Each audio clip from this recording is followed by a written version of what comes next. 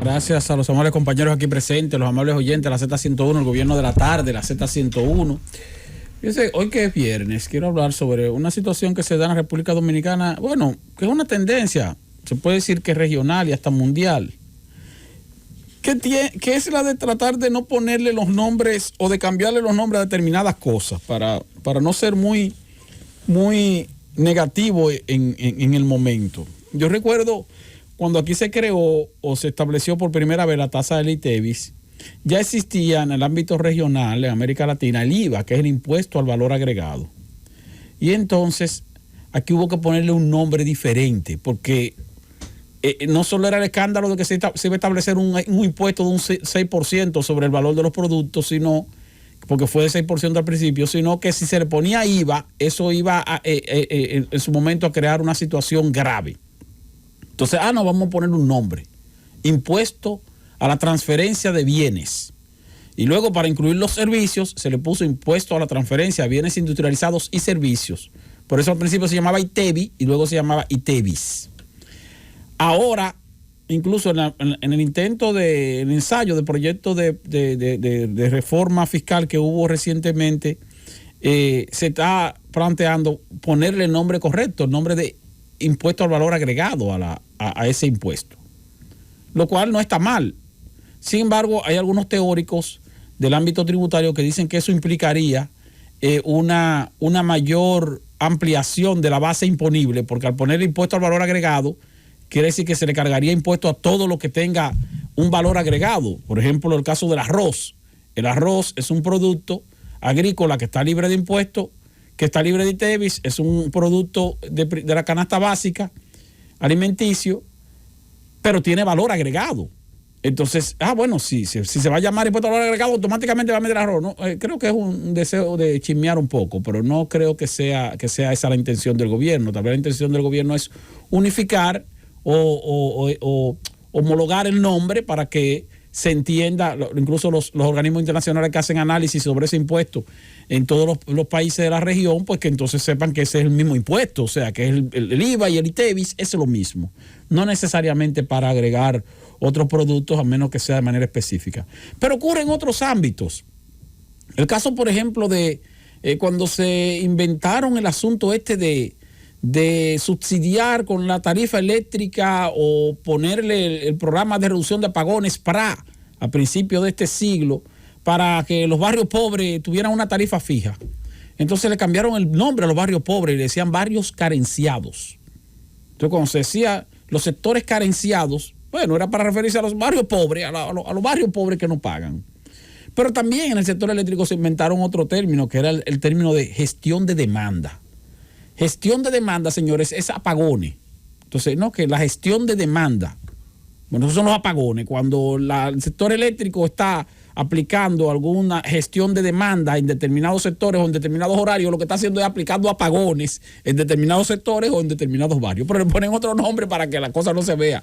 O como recientemente cuando se habló de que, bueno, la superintendencia va a anunciar la reducción del subsidio eléctrico. Bueno, eso, en términos entendible, aumentar la tarifa eléctrica, o sea, porque el subsidio eléctrico lo que hace es que se aplica sobre una tarifa, o gran parte del subsidio, sobre una tarifa que está por debajo del nivel que en teoría debería tener, pero no se le puede llamar, vamos a aumentar la tarifa, no, vamos a decir que vamos a reducir el subsidio eléctrico. Y ha ocurrido eso, y recientemente hablábamos fuera del aire aquí, con otras áreas, como por ejemplo el sistema penitenciario, que ahora entonces a los presos le dicen internos o privados de libertad. No se le dice preso o no se le dice reo, pero en realidad es un preso o es un reo, porque un reo, cuando usted traduce ese término en español, el significado es una persona que está privada de la libertad, eso mismo, pero entonces los internos. O en el ámbito laboral, que ahora... Y recientemente le hacíamos una entrevista al ex ministro de Trabajo y ex vicepresidente de la República, Rafael Albuquerque, que se quejaba de que ahora le dicen colaboradores a los empleados, a los trabajadores. Él dice, su teoría, que eso es un intento de los sectores empleadores, de los sectores patronales, de eliminar el término trabajador o clase trabajadora. Entonces, bueno, colaborador para que entonces el empleado se sienta como que es parte de la empresa cuando en realidad no es parte de la empresa. Esa es su teoría. Bueno, pero la verdad es que le pusieron un nombre más bonito, colaboradores y no trabajadores. O el caso de los patronos, como le decían antes, los patrones, que ahora le dicen empleadores, que son los que tienen empleados.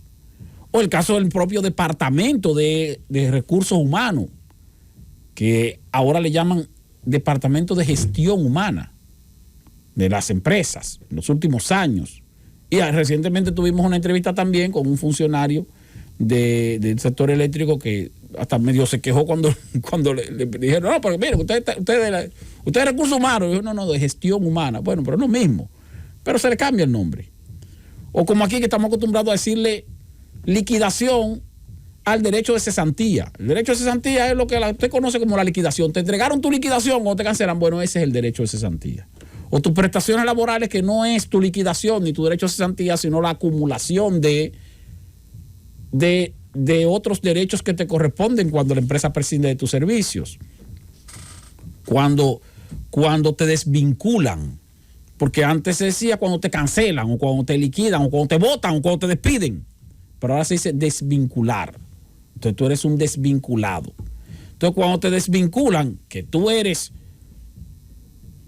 despedido de la empresa, entonces tú tienes derecho a prestaciones laborales. Y esas prestaciones laborales incluyen el derecho de cesantía, incluyen el derecho del preaviso, incluyen también una proporción de las vacaciones e incluyen una proporción del doble sueldo, entre otros beneficios que pudieran estar establecidos previamente en la empresa.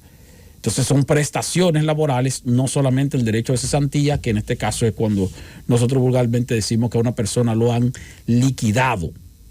Y entonces en la seguridad social también ocurre eso, principalmente en lo que tiene que ver con las pensiones. Que ahora en las leyes de seguridad social se establece la pensión por sobrevivencia. Se oye bonito, pensión por sobrevivencia, que no es más que la pensión que puede recibir la familia de un trabajador que muere. Se murió el tipo, el empleado, el trabajador, el colaborador, y entonces su familia tiene derecho a una pensión de sobrevivencia. Y esa pensión de sobrevivencia es la pensión que le corresponde a alguien que se le ha muerto, un familiar directo que al mismo tiempo estaba empleado en la formalidad. Pero hay otro término que ese sí me gusta a mí, que lo utilizan en las administradoras de fondos de pensiones, que es la tasa de reemplazo. La tasa de reemplazo es lo que a usted le toca de pensión por lo que usted acumule en los 30 años que usted dure cotizando. Entonces, no le dicen así, sino que le dicen tasa de reemplazo. No, para aumentar la tasa de reemplazo de un promedio de 30%, que está actualmente el promedio, a un promedio de un 50%, lo ideal es que llegue más o menos a un 50 o 60%. Y entonces se queda pensando como empleado, como trabajador, ¿y qué es eso de la tasa de reemplazo? O como me decía los otros días fuera del aire Miguel Zurún, que decía que una persona que había sido cancelado, que dice, no, mira que en la empresa me dicen que yo soy desvinculado. Y entonces él no sabía qué era. Porque imagínate tú, se oye muy bonito eso, desvinculado. Para una persona con bajo nivel académico, entonces Zurún tuvo que decirle, bueno, te cancelaron, men, te votaron de la empresa, tú estás votado. Eso es desvinculado. Entonces la tasa de reemplazo, usted le dice, no, mira, lo que pasa es que en la AFP te dice, tu tasa de reemplazo es de un promedio de un 30%. Tú dices, bueno, sí, mi tasa de reemplazo un 30%, bueno. Y tú sales como medio aéreo y tú dices, bueno, se oye bonito eso, tasa de reemplazo. Eso lo que te están diciendo es que cuando a ti te toque tu pensión, posiblemente lo que te salga sea un 30% de lo que tú ganas en ese momento. Claro, ese es el promedio. Hay a quienes les tocaría más y a quienes les tocaría menos. Yo recientemente hice un cálculo, porque tú puedes hacer, las AFP tienen y la propia CIPEN, Superintendencia de Pensiones, en su portal, lo que se conoce como una calculadora, que tú puedes incluir tus datos de cuántas cotizaciones tú tienes actualmente, tu salario actual, tus años actuales, y entonces tú puedes ahí sacar un estimado de cuánto sería tu salario cuando te retires. A mí me da más o menos un 48%, 49%, porque el 30% es de promedio actual, puede ser más o puede ser menos.